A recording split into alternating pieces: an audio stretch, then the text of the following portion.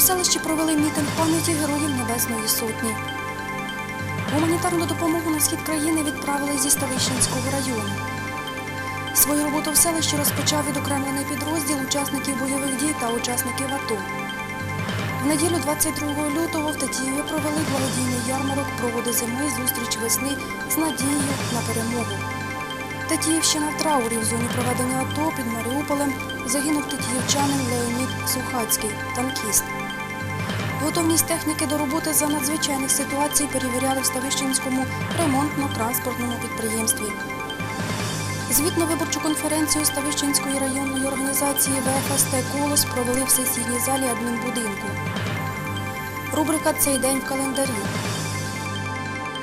Турнір з баскетболу пам'яті героїчно загиблого в зоні АТО нашого земляка Сергія Цимбала провели в НВК номер 2.